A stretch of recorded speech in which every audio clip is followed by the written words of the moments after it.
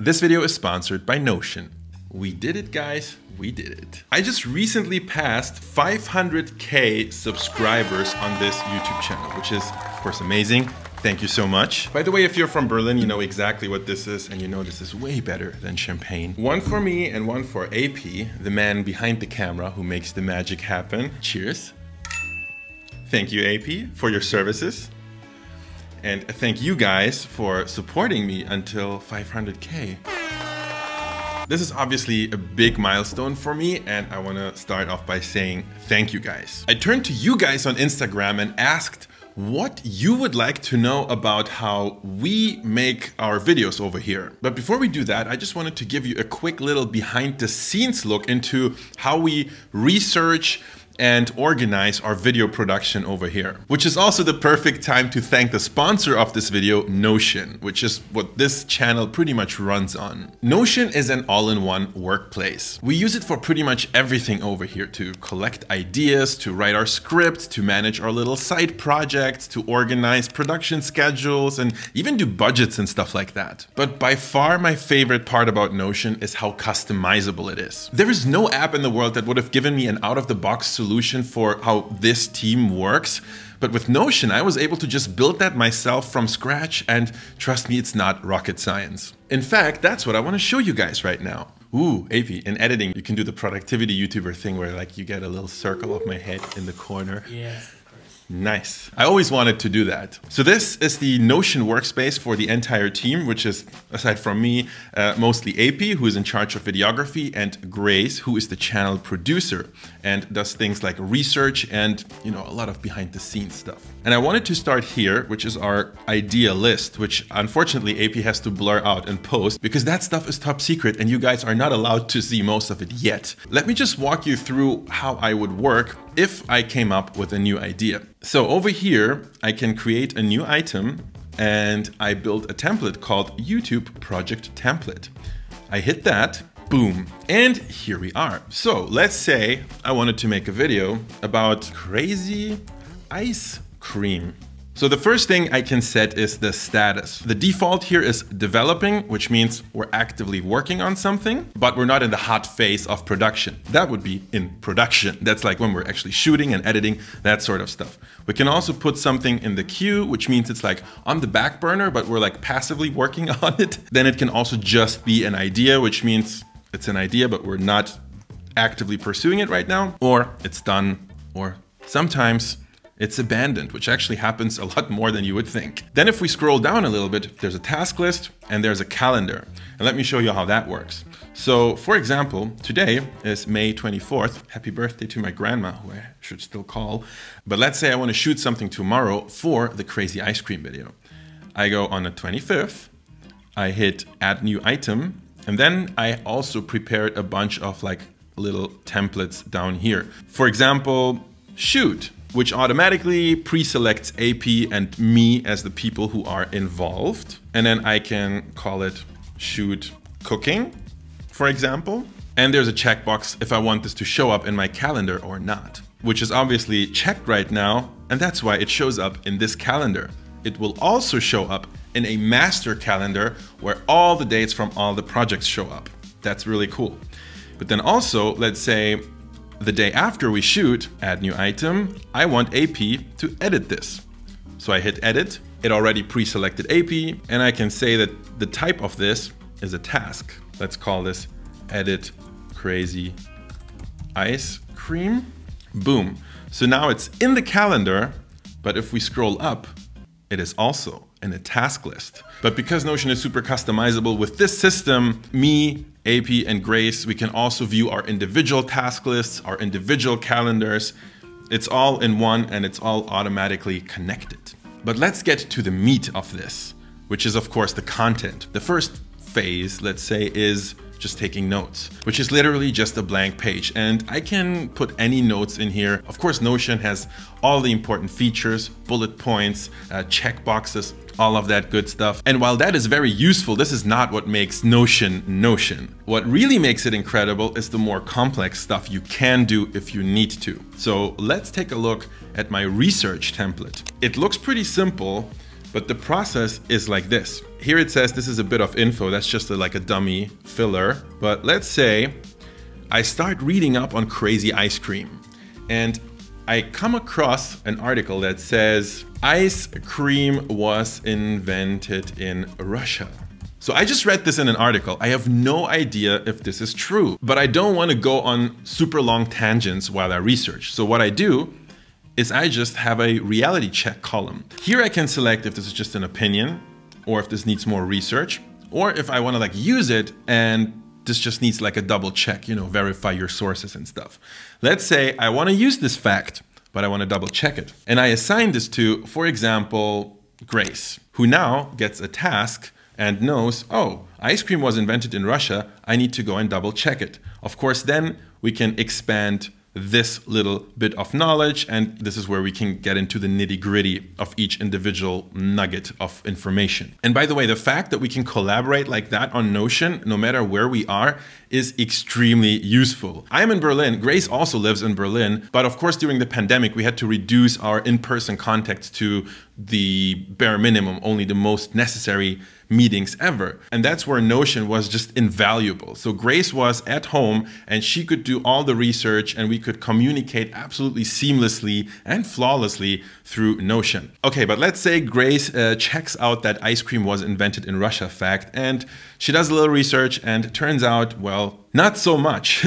This does not check out. So she selects be careful with this, and if necessary, she can always give me a little bit of extra info inside the individual page for this item. But if it does check out, she can of course mark this as legit, and this is when I know, okay, I'm good to use this fact in a video. And this is the foundation of how we do research. There's just a long list of interesting facts that we organize and double check and all of that. And what I like to do is to kind of just like move them around and bring them in the right order, roughly in the order that I want to present them in the video.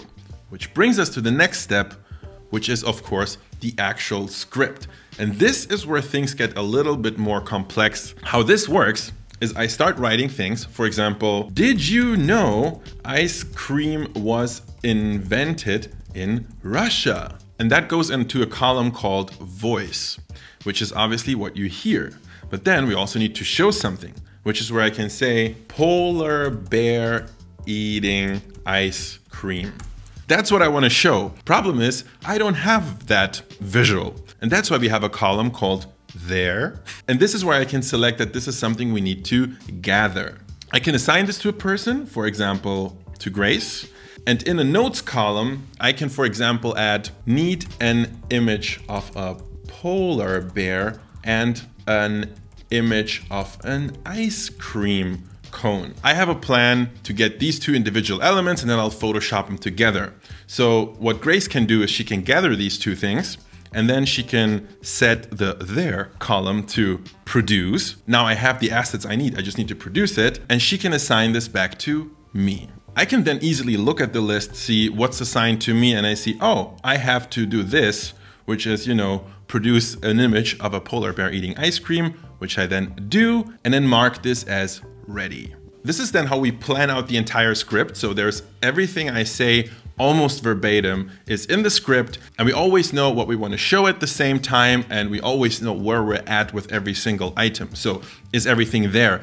Do we need to like Photoshop it? Do we need to like adjust it? Do I need to create like a motion graphic? Oh, and what I forgot to mention is, of course, I can select the setting, which in most cases, we just have a talking head, which is me talking, or we know we're showing B-roll. This will be a talking head shot. So this way, when I actually sit down to record the narration, I can look at my script and I can see which sentences I have to say to the camera, looking at the camera, and which ones I can read off of Notion. Let me show you how that looks. Did you know ice cream was invented in Russia? Actually, it wasn't. Oh, I misspoke. I'm sorry. Actually, it was. Actually, it wasn't. But to help save time for AP, who's editing those videos, I do this, because he can then see those 3 audio spikes in his video editing software, and he knows this is the take that was good. So yeah, this is roughly how this works, but let me actually show you the script template for one of my previous videos so you know how this looks when it's actually populated full of information. Okay, there we go. This is the full script of the history of pad thai video that I released a few weeks back. And you can see that there is a ton of extra information. You know, there's a lot of notes on like which videos we're using to show. Sometimes you have like quick discussions in here, like AP asking me, so what's the title of the chapter? And I'm just like telling him this is what the title is and stuff like that. So yeah, there is a lot of back and forth inside this template. And honestly, before we used Notion, we used like a mix of other different services, which are all okay for doing one thing, but none of them kind of did everything as well as Notion can do it right now for us. So we've been using it for about half a year now, and the longer we're using it, the better it gets for us, because we are already pretty familiar with the ins and outs of this and how things work. And yeah, I honestly would never like to go back. Okay guys, I think I've made my point here. I am a huge Notion fanboy and I am genuinely excited that they are sponsoring this video. So whatever you are working on, if it's with a team, big or small, or if you're solo, Notion is a game changer in terms of productivity and organizational stuff. So I highly recommend you check it out, which you can do using the link in the video description. Thank you Notion for not just sponsoring this video, but actually helping us to keep this place running. But now let's actually answer some of your guys' questions on how I make my videos over here. So my buddy Julian, who also runs another amazing German language YouTube channel called Let's Cook, he's asking, do you reheat your food after the shoot or do you eat it cold? Well, Julian and everyone, here's a dirty little secret. I almost never eat the food that I cook in my videos, at least not right away. I mean, yes, you see me taste the food in videos and that's obviously real. But normally after just looking at something for like 3 hours or however long a food shoot takes and just working on it very intensely and smelling it all the time, something about it just really turns me off. So when I can, I give it away. Sometimes AP eats it, sometimes Grace eats it, but like I just can't. I just can't. Right after I shot the video, I can't. Sometimes I can eat it on the next day. Okay, this is a very good question. How do you deal with any negativity in the comments? Is there negativity? That is a great question because there is a ton of negativity. People are so nasty in the comments sometimes. But interestingly, these comments tend to come not from a freshly uploaded video, because when I just upload a video, it's usually you guys, my most engaged viewers, who are watching it and commenting, and those comments are like 99.9% awesome and nice and constructive and useful. So those ones I like. But then usually like after a month or so, especially when a video starts like, you know, going viral or something, there are so many random ass comments. Like it's crazy. It is crazy. But that's also one of the reasons why a lot of YouTubers kind of like when they make a fresh upload, they will check the comments, but after a while they kind of stop looking at the comments very much. That's one of the reasons. Fantastic question. What do you think about the fact that food channels on YouTube are mostly male dominated? What can I say? I do not like this fact. I've definitely noticed that. It's extremely noticeable. Like my YouTube subscription feed is just full of white guys cooking food. And I wish there was more diversity on food YouTube. I'm not sure if it's the algorithm just not surfacing more female, especially like POC female chefs to me, or if it's actually the case that there are less of them. Either way, I really hope this changes. And yeah, I think you bring up a great point, and maybe I should at some point like recommend a few of my female food YouTube creators to you guys, which I can't do from the top of my head, but I might do that in some other form soon. Good one. But actually, while we're at it, please comment your favorite female food creator on YouTube in the comments. Ooh, interesting. Most problematic dish to film. Very good question. So some of the things that are easy to shoot are anything that's like shelf stable. So let's say I did a video about a cookie, take that out of the oven. Once it's done, and I can just really take my time and do all the shots I want to do. But with other things, especially things like stir fries or something, they look good for like 2 minutes on camera. And then they look really soggy and sad, and they lose like their sheen and stuff like that. So those ones, sometimes you can like mix them up a little bit and they'll look better. But honestly, it can sometimes be a pain. AP, what do you think is the most difficult food to film? Soup.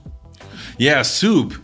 Soups were... The cereal where you know, it's not crispy anymore. Yeah. And then it gets soggy. Yes. Yeah. You're right. Soups were super difficult to film because like soups don't look very photogenic. So it's all about like topping and stuff like that to make it look good. And yeah, sometimes we cheat. Like if you remember my thumbnail from the breakfast cereal video, fun fact, those bowls in the thumbnail are not filled with milk, they are filled with baby lotion. Because with milk, those cornflakes would have gotten really soggy within like a few minutes.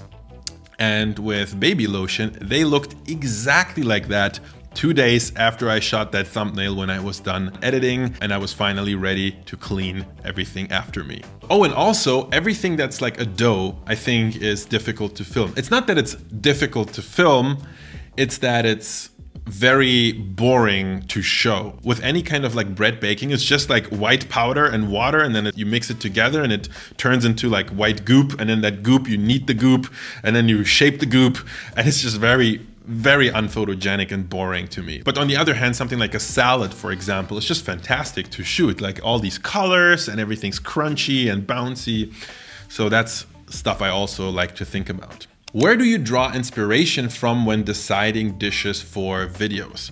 I love that question. It's very good. It's pretty safe to say that I have one of the highest podcast consumptions of all humans in the world. I listen to like hours of podcasts every day, I think. Whenever I can, when I'm walking to work, when I'm doing dishes, when I'm recipe testing, when I'm like cleaning, anything, I listen to podcasts all day, every day. And I get a lot of good ideas from listening to all those different podcasts. And it's not just food podcasts, by the way. I just hear so many interesting stories. And I think the coolest food stories are the ones that don't actually have that much to do with food. It's like something crazy happened, and the result of that was that there is a new food now.